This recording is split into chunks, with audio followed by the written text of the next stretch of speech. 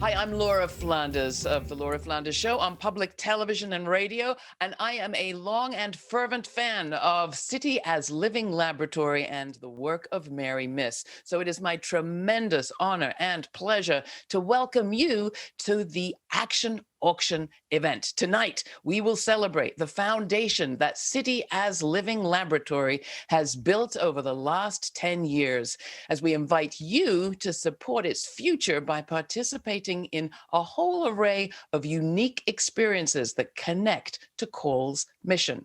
CALL, City as Living Laboratory. Got it? Good.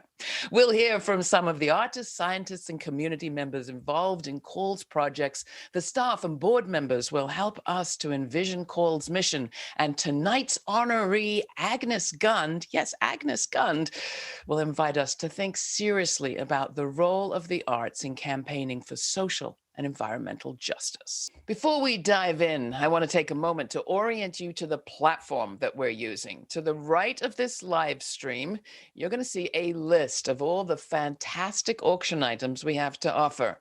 Bidding is live throughout this event and will not close until midnight on March 26th. So click on each experience to learn more about it and place your bid. You can bid at increments as low as $10. So don't miss this opportunity to win one of CALL's truly one-of-a-kind experiences. And keep your eye on your favorite items to make sure you're not outbid. Bidding can get hot and heavy towards the end, so stay up all night. If you're interested in donating directly to one of CALL's projects, click the $sign in the top right corner to help lay the foundation for a Watermarker in Milwaukee, sponsor a public walk with CALL, supply a shop in Chinatown, that's the one I did, pay for a portion of our Marshallou mural in the Bronx, and more. Your donations will directly support the realization of all of these artist-driven projects and programs that CALL is working on this year. To return to the list of auction items, click on the adjacent icon.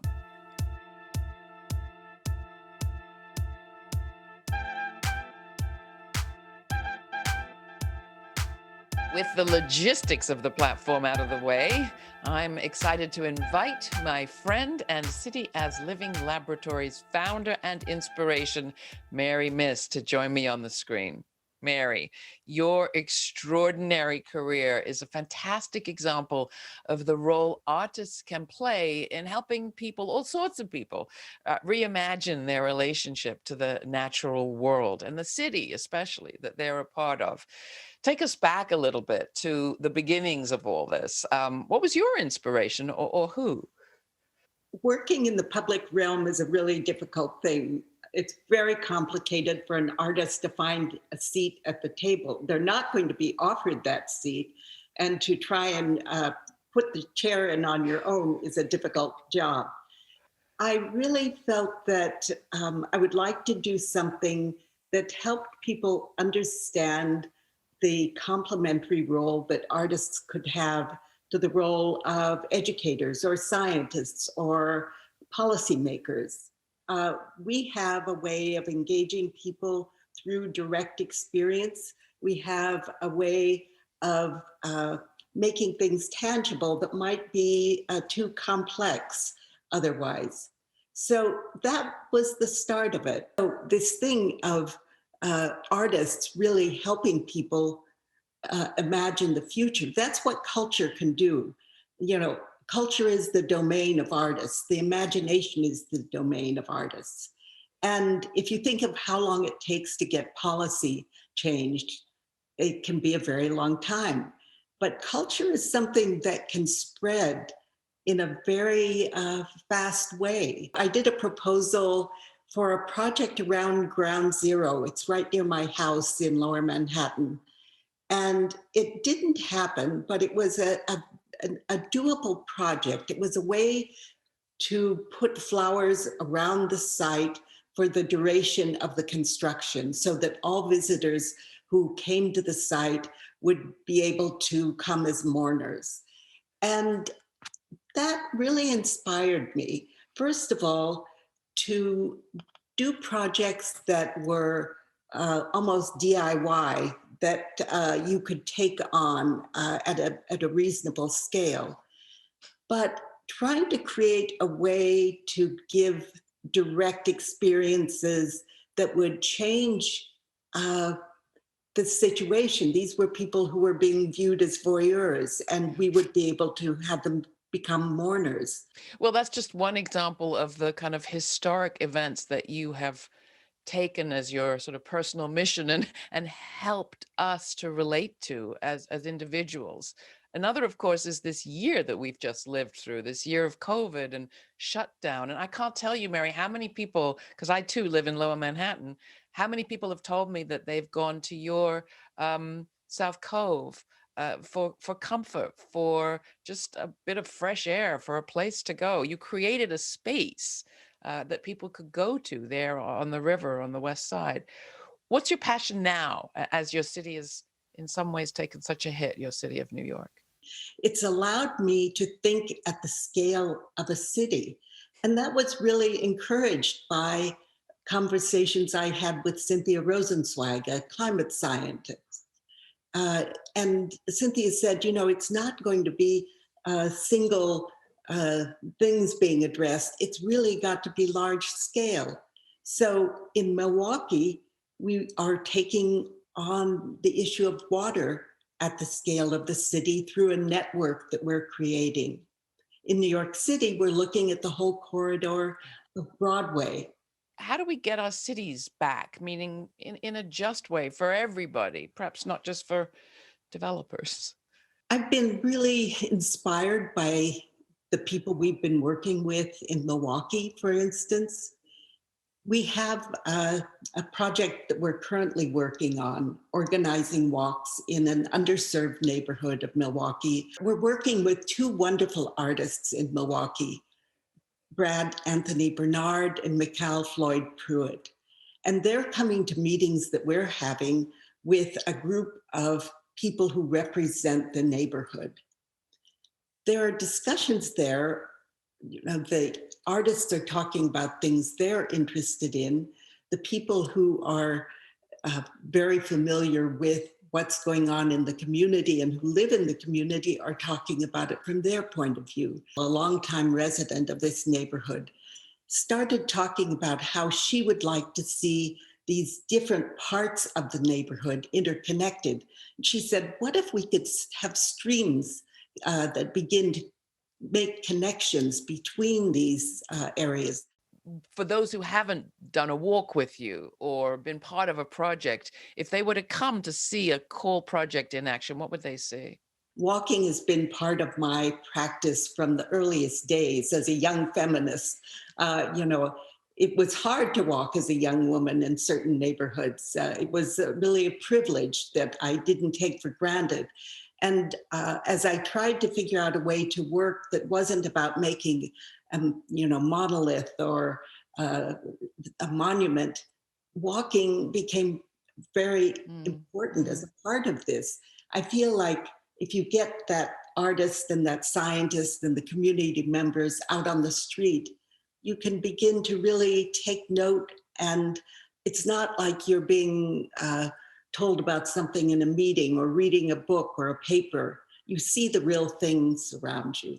That's the way we begin to be able to come up with new ways of thinking about the city in the future.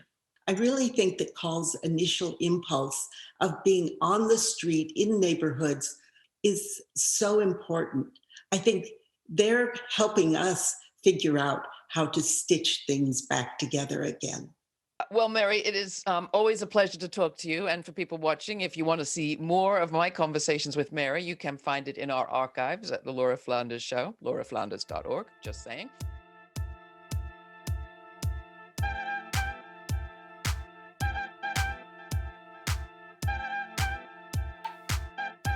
One cold spring night, the promise of summer held back as if in spite, I emerged from a subway station on the edge of Williamsburg, on my way to meet a friend for dinner. I noticed an Orthodox Jew in characteristic all-black attire walking swiftly towards me. I assumed he had found me suspicious, and not a rare enough reaction to the mundane fact of my having black skin, and so was advancing threateningly to ward off the threat I was presumed to be. I began to move away from him, but not too quickly, lest I appear all the more guilty. He altered course to intercept me, like a bullet that wouldn't be denied its target. I zigged, hoping that a quick veer would get me away from him, but somehow he managed to close the distance between us. He didn't walk so much as glide. Perhaps the man was a ninja, and I had scanned him wrong. I stopped and flinched, thinking, not the face, please. But he leaned in and with gentle insistence asked, would you like to do a good deed? There's an undertone of challenge to the question and also an irresistible strain of pleading. I answered yes, and he made a sharp turn and said, follow me. He took me around a corner where an older man stood with 3 young kids huddled beside him. Follow the rabbi, my chaperone said. So I followed the rabbi, who crossed the road, children in tow, entered the synagogue, and climbed the high stairs that overlooked its majestic hall. There, he stopped and entered a modest kitchen. He instructed me to unplug a kettle. When I had done so, the rabbi graciously bid me goodbye, and I stepped out onto the window sidewalk, ready to rush to my appointment. But my good deed wasn't done, apparently. The friendly ninja said, there's one more. Come with me. Off we went, down the road to what turned out to be his own apartment. His wife and 2 curious children were standing in the living room. They'd been waiting for hours, I was told, for whomever was ready to perform a good deed on a Saturday night. It was a Jewish holiday, Shabbat. And he had me set his thermostat at the desired temperature and turn on his dryer, which had wet clothes in it. As I was checking appliances, he asked what I did for a living. I'm a writer, I answered, and he asked me to email him my work. I looked at the email address he supplied and tried to repress a smile. It was the kind of address I'd expect from a playful teenager, not from this distinguished-looking man who was graciously insisting on giving me food for my journey. I explained that I needed nothing. A good deed should be its own reward, after all. Plus, I was on my way to eat Japanese food. But he insisted that I shouldn't leave empty-handed and gave me a freezy. Look, it's kosher, he reassured me. I stepped out, and a neighbor was waiting in the hallway. He beckoned me to his apartment, 1 floor below, where I turned on the lights to discover about a dozen people standing in the living room. No longer in the dark, because I'd merely flipped the switch. I didn't have the heart to ask how long they'd congregated there in the darkness. Thermostat and kettle finally checked. I made my way out of this building, populated with people who depended on the kindness of strangers. Out on a quiet sidewalk, I looked around. No one was waiting to accost me. I stared up at the building, and the darkness in the windows tugged at me. Were people up there waiting for hands, willing to work on the Sabbath? Would they shout for assistance if they saw me? The only sound I heard was the whistle of a wind that rushed down to pull me along, as if someone had whispered that I was late. Suddenly, these sidewalks where I'd walked dozens of times before became a place more revealing, more mysterious. New York City does that to you. It sneaks up on you. It sneaks up on you and promises there is always more to see, to hear, to know. It surprises you with its inexhaustibility. At the same time, it reminds you that there is much that is hidden because of the basic algebra in which knowledge equals identity. Behind what is revealed lie layers of national histories and cultural rituals and religious traditions and family lore.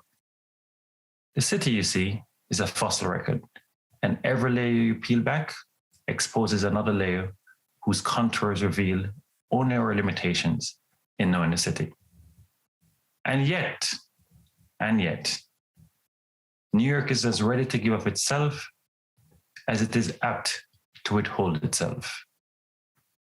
Nowhere is this tendency to announce its marvels while simultaneously whispering its secrets, as interwoven as within its immigrant communities. Thank you. Garnette is one of the exceptional people who is offering experiences for you to bid on right now in our action auction. What makes this particular auction so unique is that each of the experiences you're being offered is one of a kind, not something you can easily arrange on your own. Have you ever, for example, wanted to talk with climate change journalist Elizabeth Colbert? You can bid on a half hour of her time, or explore the Arctic virtually in a personal conversation with filmmaker Adam Ravitch. Walk through a natural area of New York City with the author of Manhattan, conservation ecologist Eric Sanderson, renowned expert in ecological history, or learn from art critic and activist extraordinaire Lucy Lepard, who has spent decades looking at issues of the Western landscape and feminism and how they do or don't relate. Spend a week at a cottage in the Berkshires with a curated array of nature-based activities and free passes to all sorts of world-class arts and cultural experiences. Gain insights into coastal resilience and the collaborative process between the boardwalk and dunescape design at Rockaway Beach with architect Claire Wise, RISE director Jean Dupont, and ecologist Stephen Handel.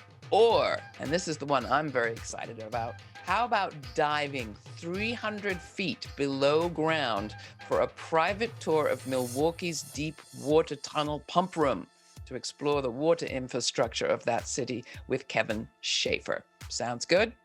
Bid. Each of these items, like everything at the auction, not only provides an amazing experience, they connect you to the heart of CALL's mission and its very hopeful view of the future. Don't leave the screen this evening without exploring everything the auction has to offer. Do it. Do it now.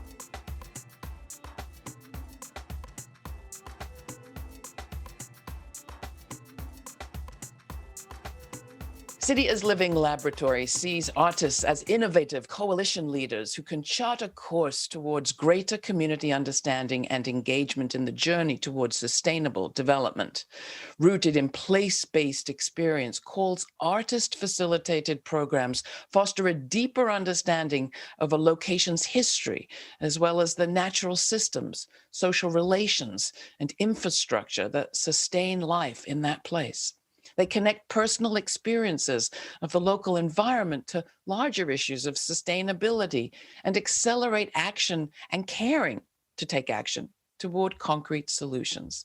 Programs succeed through interdisciplinary collaborations with scientists, urban planning experts, key community actors, and government officials. Over the 10 years, CALL has refined a flexible framework for our iterative development process. The walks, the workshops, and other exploratory activities integrate informal learning, grassroots activism, artistic vision, and scientific knowledge. And all that framework, so carefully created, provides a deep understanding of complex local structures and continually informs larger initiatives through ongoing research and feedback. Let's explore some of the projects the CALL is working on right now.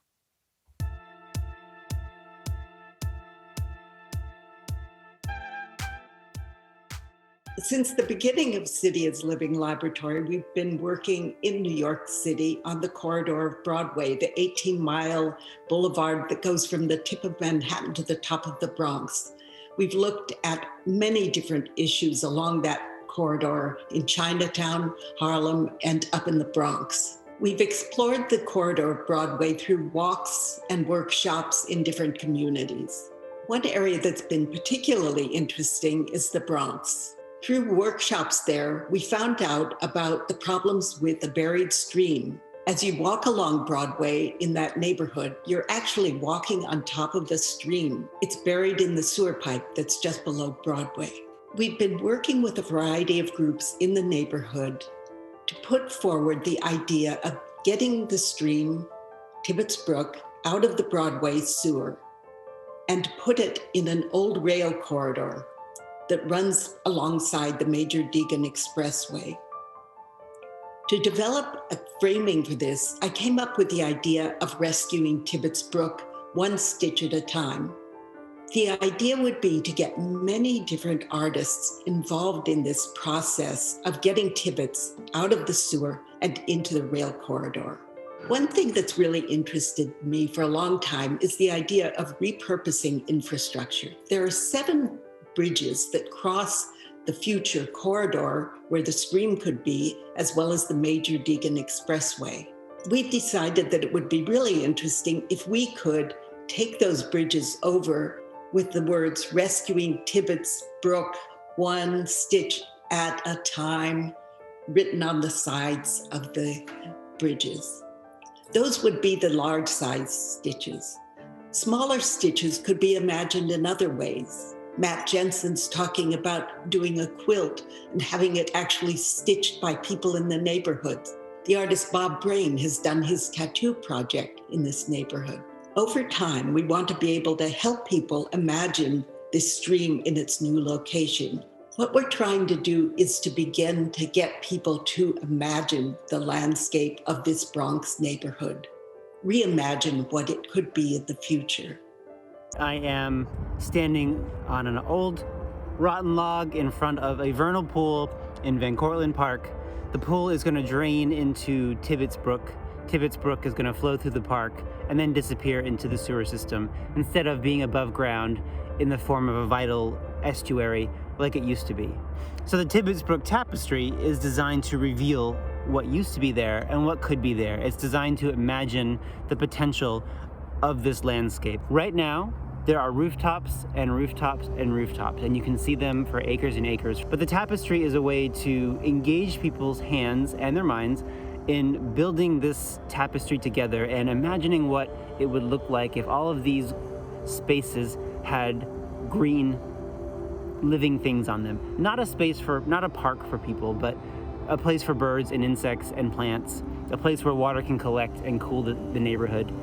And it's a really complicated green infrastructure concept that would be explained in some ways by this collective activity of this tapestry, a sort of map of the neighborhood built through embroidery, built through many, many volunteers and many hands, stitching together this 18-foot long object that could move throughout the neighborhood and be installed in different schools and libraries and exhibits, and meanwhile teach people what is below them and what could potentially be around them someday.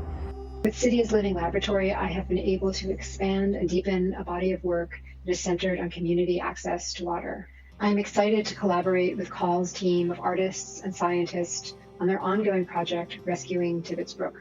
This project is of personal importance to me, as Tibbetts Brook is a buried waterway that flows through my neighborhood of the Northwest Bronx. Every effort has been made to suppress this waterway, but it remains a powerful force, revealing itself on rainy days when it floods the Bronx Broadway corridor.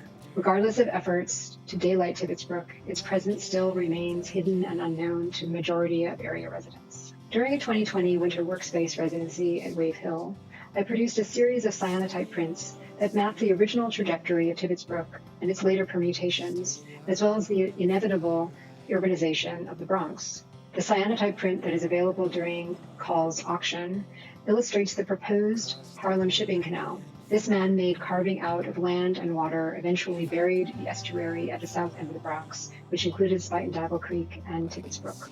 The work that we're doing at City as Living Lab builds on the work that many other organizations have been investing in this neighborhood for a long period of time. We're trying to help make it visible. So there are all of these problems, but how to get people to pay attention to them in the midst of their busy lives? We feel like artist projects can begin to draw attention to this initiative and build support, whether it's directly within the businesses and residents, or it may be with a group of policymakers that can help make change happen.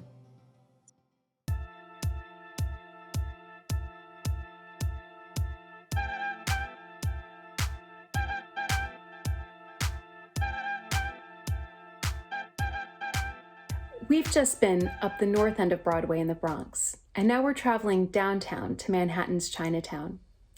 Broadway has always been City is Living Laboratory's organizing principle for our work in New York. And in 2012, we had our first walk in Chinatown as a part of a marathon trek along the whole corridor. Since then, we've organized many walks and workshops in this neighborhood, exploring the environmental issues that matter most to the people who live in, work in, and love this community. With the leadership of artists and designers like Jean Shin, Mary Ting, Joyce Wong, Tat Fu Tan, and Stephen Fan, we've been working on proposals and projects that engage the community in diving deeper into some of these concerns. Inspired by a common thread in many of our artist proposals, we're looking at issues of climate, equity, and health through the lens of the food system. At our last workshop in January, participants were sharing some of their favorite Chinatown memories. And one of our participants mentioned that when they go to visit their family in Chinatown, the first question is always, "Have you eaten yet?" Food is a universal language of love. It's a carrier of our memories, of our cultures and traditions. We are mapping the complexities of the food system, identifying risks and celebrating inherent sustainable practices. We're looking at ways to introduce more green space, from portable gardens to the DIY planters Jean Shin has dreamt up, converting plastic bottles into vessels for traditional herbs. We're celebrating and sharing cultural knowledge through projects like Tat Fu Tan's Wujing Oracle cards. This beautiful deck of cards features watercolor paintings of produce items with healing properties that you can buy in any market right here in Chinatown. The cards come with a booklet being produced in partnership with traditional Chinese medicine practitioner Donna Ma that will help people understand what foods they could seek out at various times of the year or for various health impacts. These projects are just the beginning, planting the seeds for a growing initiative. One of a series of projects that we're currently working on in Manhattan Chinatown is to map the dynamics of public and private spaces and uses, with an emphasis on how the food systems impacts those dynamics. Well, the mapping project is seen as a tool to spread awareness of the public realm as a public asset. So how does the usage of streets, curbs, and sidewalks have implications on climate change? For example, street tree coverage, to issues of social equity, such as street vendor rights. And the map has been informed by insights from local community members and organizations. Ultimately, the map is conceived of as a directory of organizations that are working with these issues and to try to connect the public to those organizations.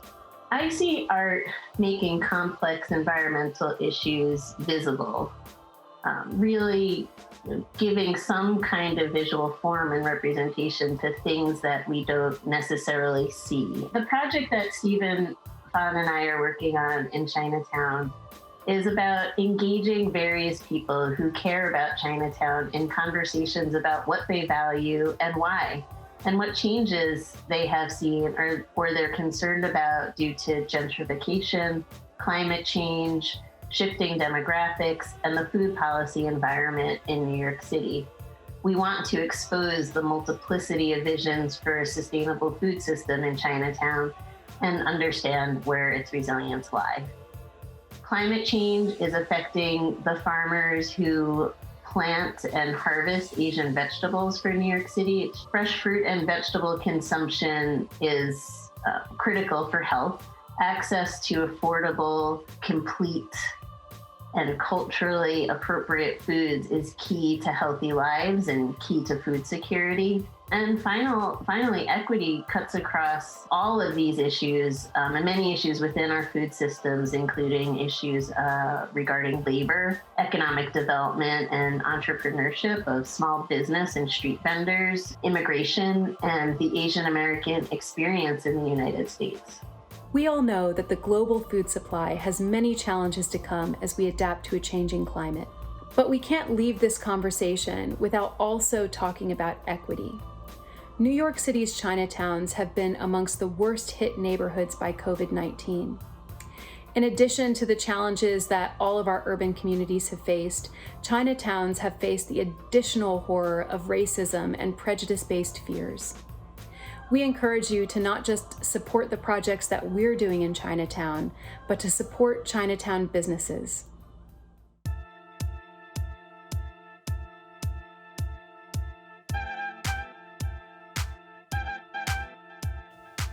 Watermarks is an atlas of water for the city of Milwaukee, and it's an initiative started by Cities Living Laboratory back in 2014 to bring together diverse communities through coordinated walks, local art projects, and resident storytelling to engage residents in their communities and to help celebrate water throughout their great city.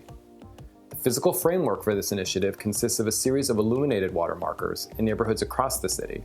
These markers will serve as community gathering spaces and provide public Wi-Fi as a means to provide access to Watermarks voices and also to create opportunities for residents to share their own stories about water.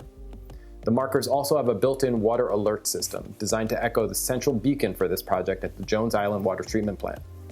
Both the markers and the stack will communicate with the public through light when there is an increased concern of a sewage overflow into Lake Michigan. But at its core, the initiative is all about working with local artists to create engaging projects that promote sustainability through the arts. Because here at Call, we believe that artists have the unique ability to inspire greater community understanding in the journey towards sustainable living. Our walks pair local artists with scientific experts to bring together diverse collections of people to demonstrate ways we can encourage local residents and neighborhood stakeholders to think about social and ecological challenges their communities face, and how, when we work together, we can work to overcome these challenges. Our resident storytelling initiatives, or voices, are a way that we can unite communities by sharing personal experiences about water and the perspectives of Milwaukee residents and their relationships with water-related issues. We also invite residents to participate in a series of workshops. It's an integrated starting point for residents and artists to work together to prepare concepts for new creative projects to help make complex environmental issues tangible for Milwaukee residents. The culminations of these efforts are celebrated through the implementation of artist projects, where artists are chosen to create a commissioned work of art in the community that they're working with to address a specific water-related issue or topic based on the walks and the workshops and information learned collectively through those processes. All in all, Watermarks is a comprehensive initiative to support artists and communities in their cities to help create personal connections between themselves and the water systems that support their lives. There was sort of a silo of people talking about Milwaukee as a water-centric city, and I wanted to expand the conversation. I wanted people to celebrate our water and sustain our water. And so I was looking for somebody that could help us tell the story to a wide audience. What drew me to Watermarks and what excites me about its potential is the way that it engages communities all across the city in learning about the environmental geography of urban water and the way that our water is both connected with other systems, but is also meaningful to different communities in different ways. I think that art is extremely important for communicating about water and urban water, both because it enables communities who may not feel comfortable with the language of science into a deeper understanding of water, but it also allows us to apprehend water in ways that science alone can't do. Water carries meaning for people. Water is spiritually important, it's culturally important, and art has a capacity to communicate that no other kind of language does. I've been involved with the Watermarks project here in Milwaukee, and it truly has been a great way to combine art, science, and community, and give people a fun way to connect with Milwaukee's waters. It really offers people an opportunity to learn and grow and have fun through the power of art, and make them feel like they're stewards of our shared waters. I really believe that art can kind of capture people's hearts around water issues and spur them to become stewards of that resource. It has been illuminating to see the call methodology at work here in Milwaukee, to watch that expansive vision unfolding across the city, picking up partners, sites, and believers along the way, and making Milwaukee a more sustainable, resilient place. Moving forward, we have 5 new watermarkers planned for installation. In the corridor specifically, we're currently planning a new round of watermarks walks and workshops, as well as preliminary coordination for a commissioned artist project and dozens of more community voices to be heard and shared throughout the neighborhood. But 2021 is really just the start. With a long-term goal of adding dozens of watermarkers throughout the city and engaging Milwaukee City residents of all kinds in ongoing dialogues about water and water-related issues for many years to come.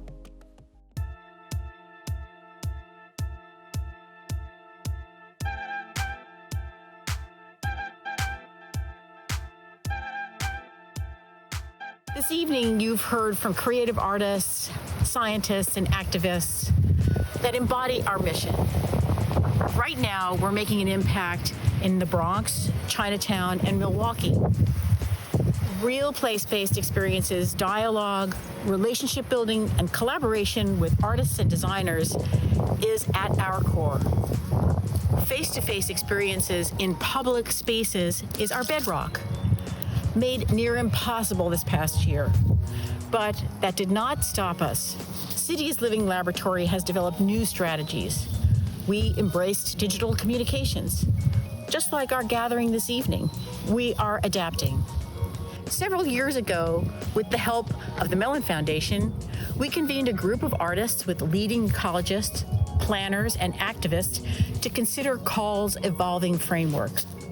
We asked, how can we advance sustainable development, addressing climate change, equity, and health on the broadest possible scale with artists in central roles?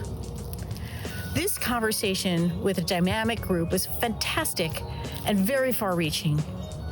But one concrete suggestion emerged from the meeting: create a national call walks network. The National Endowment for the Arts stepped in with an Our Town knowledge sharing grant. CALL launched a pilot program with 6 cities across the U.S.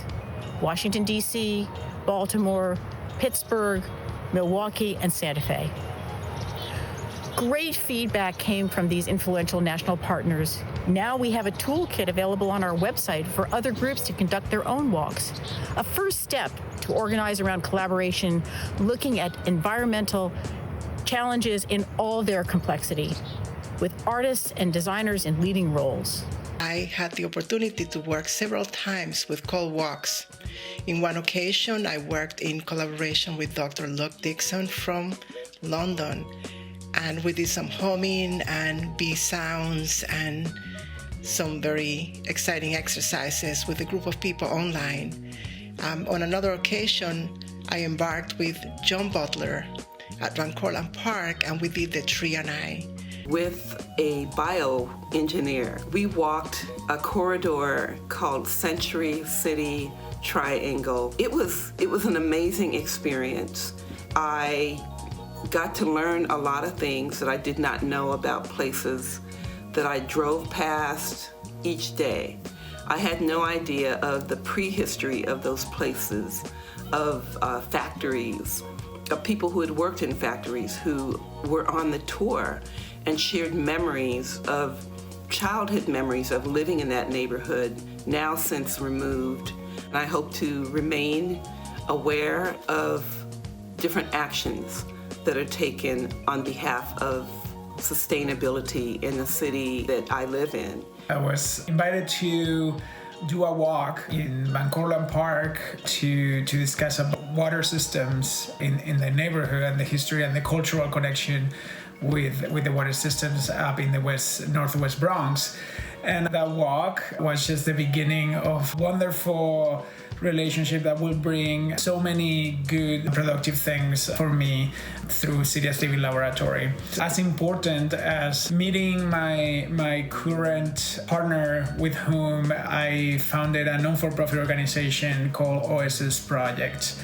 It was thanks to Cities Living Laboratory and one of the workshops that they organized to connect local stakeholders and community members with creative practitioners to try to address and discuss and workshop some of the issues present in the neighborhood at the time and see if some of the creative practitioners could help.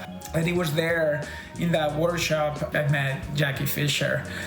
Jackie and I, we managed to transform one of my art projects that it was called Outer City Shadow into a non-for-profit organization that now connects artists with communities in order to create and develop gardens that serve as platforms to celebrate, empower, and create knowledge and cultural identity. It changed my life, and it changed the life of communities of the 4 nature developments where now the non-for-profit has gardens operating. City as Living Laboratory were fiscal sponsors for the organization at the beginning, and even with the first garden. I sincerely don't think that without the support and the help and the existence of City as Living Laboratory, I could have been able to make it, and I hope that you join me in this gratitude. The call mission going forward, with your help, will expand these efforts. We are working on a new initiative with the Berkshire Museum and the Berkshire Natural Resources Council, as well as other nonprofits, to amplify the synergies of the region's cultural and natural resources and connect with underserved communities, as well as visitors to these precious resources. Our walks may seem like a modest approach to reshaping the future, but we have seen what happens when you ignite the senses and get communities to collaborate with artists.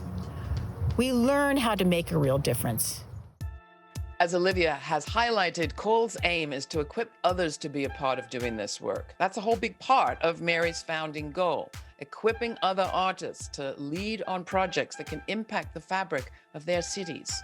She's now joined by Charles Mckinney, former principal designer for New York City Parks and the chairman of Cole's board.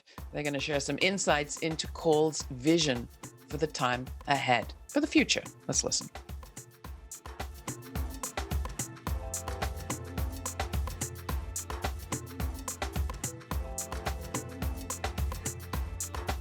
I have to say, I feel so lucky to have Charles Mckinney as a partner in City as Living Laboratory. Well, don't you love it when people you work with have skills you don't, and that those same people make you reach higher or dig deeper than you could on your own? We have evolved to the point where the staff really provides the leadership and brings talent to bear, and are veritable Pied Pipers for artistic and community intelligence. I'd like to ask you, Charles, what do you see for the future of City as Living Lab? I see us maturing. I see all of our talents being able to make the city better, drawing out the creative talents of others. You know, I've joined this organization because I'm educated as an architect and an urban designer, and I didn't have much contact with scientists or artists. And Mary made it possible for me to understand just how much leadership you can get from an artist because they see the world differently. How do you see our work setting a precedent for other artists in other cities? What I would really like to imagine for the next decade of City as Living Laboratory is that a constellation of artists are going to be able to start working in neighborhoods across different cities, going into communities, addressing issues that are important to those particular communities. Our goal for the future is really that the projects that we've been doing in the last decade at City as Living Laboratory will be precedents for artists, for scientists, for communities. Climate change is complicated. It can't be made simple, but it can be made accessible. At the beginning of this event, I was speaking with Laura Flanders, and she asked me a question that I think is really important. We've been through this year now and going on to the next year of COVID. How do we get our cities back? Do you think City as Living Lab can have a role with this? It's so important to demonstrate optimism and demonstrate a facility of effective action. I think people are tired of expressing opinions and they want to do something. And I think one thing we do is that we create opportunities for people to do what they can do. And sometimes it's small things, but because we're all working together, they are cumulative. It changes everything. Tibbetts Brook is a story because of that, because you can't fix the whole city, but because we've been able to pick an area that generates support for within government and within community and within elected officials, it's important because then the community sees that, well, indeed, things change. They involve small, productive acts. People think that it's pretty strange that an arts organization would be working at the scale of the city. And I have to say, Charles has really made this possible for us. We were looking at Tibbetts Brook, but Charles said, you can do this. You can really focus on this. And that's what we're doing. We're working with this range of community groups. We're working with the Department of Environmental Protection. But with somebody like Charles and the experience he has, we've been able to take on some really big issues. In a minute, we'll hear from someone who has been on this path with us since the beginning. Tonight's honoree and my longtime friend, Agnes Gund. We are so grateful for our partnership with her. From the wisdom she has shared over the years to the major gift she has just pledged to us this week. Aggie's support and yours tonight is a profound endorsement of the important roles that artists, designers, and creative people can play in shaping a better future. Thank you. This is, it seems to me, an excellent point to pivot over to call board member, award-winning landscape architect, and editor of the recently published Black Landscapes Matter, Walter Hood, as he speaks with our evening's extraordinary honoree, Agnes Gund.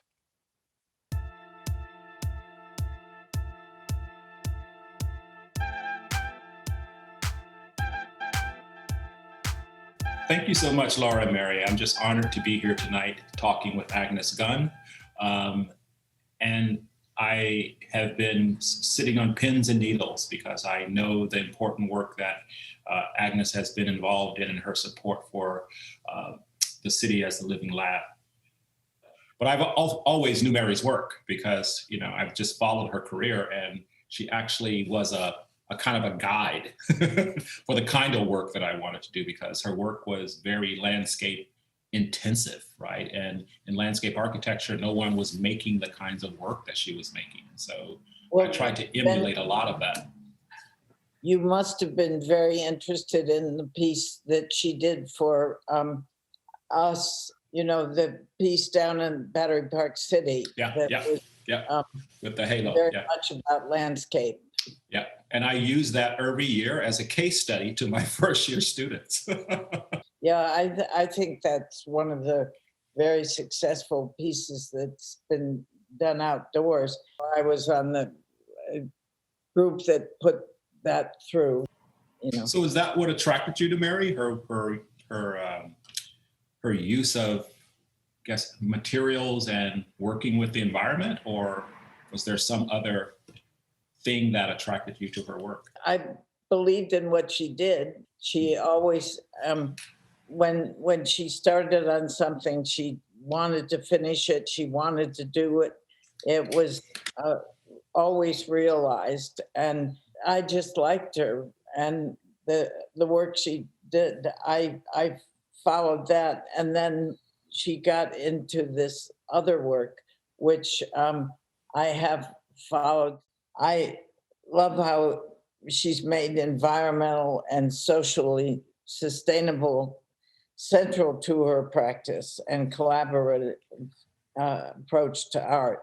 I love the grassroots aspect of CALL and how the residents of a specific urban community help take part with the artists and the scientists in a given initiative. As a collector, I've long had a focus on artists of color and women. I don't know how this was conscious of me or whether it was because I simply loved the art that I was responding to, but it has been said I have a sensitivity to those who are often seen as left out. It sounds like, though, from an early position, I guess this issue of justice has always been an interest of yours, particularly through art. And I wonder, how far can art go? Do you think, I mean, can art like really be this tidal wave? Art should be much more central, and it's turning out to be, and people are finding that because so much of it is real and realistic, storytellers that paint a picture of human toil and of things like mass incarceration, Helen Wang and many others at the Ford Foundation towards finding justice for them. And Art for Justice is really an extension in some ways of Studio in the School. Because I love your idea that when you were talking about art, that it's not just about one group of people, but art is diverse, right? As an architect and designer, between Carnegie libraries and things like that, right? That you saw a lot of people, particularly in the 20th century, giving money to civic things that had a civic presence, whether they were libraries or other kinds of buildings. What they have naming opportunities. Yeah, that's what I was going to say. And now, if you say that, moving into a much more diverse realm that is less of a naming opportunity, how do we get more philanthropists to sort of see what we're doing, right? So that, this can become legacy, for them as well. Brian Stevenson uses the name Phil activists. He says Phil activists use their resources to confront injustice and oppression. They seek to disrupt the status quo and pursue change that not everyone values. I believe we are seeing more philanthropists and people doing uncomfortable things. It does not have to be a choice between the economy and the environment. It does not have to be an inverse relationship. I think this is a myth, and I read a wonderful quote in the Huffington Post article a few years ago. A healthy environment is a prerequisite for a healthy economy. The economy relies on the planet's ability to provide resources and the necessities of life. If the pollution we produce is reducing its ability to do what becomes catastrophic, it becomes catastrophic for the economy. I do believe, like Mary, that the power of art can help drive change. I hope that more people will see artists and art institutions as a part of the fabric of solving problems. I think that artists are really at the fore when it comes to political and social causes and the envisioning a better future. I think art can make a difference and can help us think outside the box and drive social change.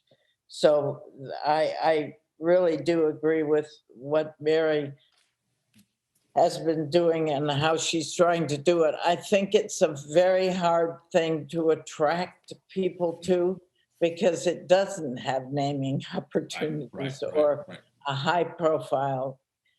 But I think a high profile is not all that.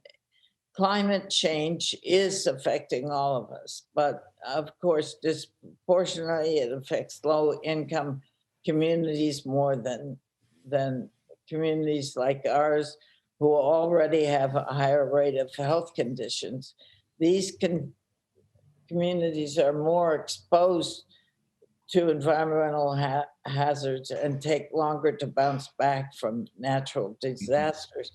I think the one thing that Brian uses all the time in the talks he gives around is that you have to get proximate with people. You have to be involved with the people that are doing, are seeking the change and are trying to make the change and are trying to, after so long, come forward as Black artists are doing now. But I thought your last, the statement you made was a good way to sort of sum up everything. And I'm impressed with, the people you're talking about are my heroes. And so I'm really, impressed that, people like Brian and others are, part of, the work, and they're articulating it. But this notion that, art can be this powerful lens in which to work. You made me just sort of think of my own career, that I came to art school later in my practice. And I started out in landscape and architecture, urban design, but when I got to art, it kind of freed everything up. And it, in a way, gave me a different courage, right? Because these other disciplines keep you in this kind of narrow straitjacket. But in a way, art really allowed me to show myself, right? And I think this is the thing, that if we see more people showing themselves and being accepted, that creates that kind of diversity, that you're articulating. So I really appreciate, all the work that you're doing. And I look forward, to seeing the continued results. It has been great to hear directly from some of the countless people working on projects with City as Living Laboratory. We hope that this leaves you with a sense of both the scope of work up to now and the scope that CALL is doing at this moment, as well as the broad nature of its collaborations. So much of CALL's programming is about conversations and learning from one another amongst all of us. That's why almost all of the experiences at this auction involve a dialogue of some kind. No matter what you're interested in, there is someone with expert knowledge and visionary thinking that you can talk to. It's also why we will end this evening in Zoom breakout rooms, not watching a presentation, but talking, letting you all talk about this big idea. How does art call us to action? And what role do artists play in the sustainable future of our cities? Before I hand the screen over to Charles Mckinney for a closing word, I just want to remind you to use the next 10 minutes well, which is to say, cast your bids and send City as Living Laboratory your support. Okay, Charles? It's really great to spend time with people you admire and people who inspire you, like Agnes Gund, who has really helped our organization tremendously choose a direction. And Walter Hood. Walter, I don't even know how you made time for us. You are such a busy man and so talented and intelligent. And Laura, you bring gravitas to our evening. And Garnette, no one can top your words and your insights. And then as I go down the list and think about all the artists and scientists and community people who've contributed valuable time, valuable art, valuable insights to this evening, it's just beyond compare. What a great evening. And, there's no way to thank everybody on the committee, but I have to say, Ray, we wouldn't have been able to do this without you. The evening's not over. We've still got those breakout rooms, and you're going to be able to speak to someone that you don't know, and I think you'll probably make another friend. But before you do that, please bid on your favorite item and check on it a couple times before the evening goes. I enjoy a little competitive spirit.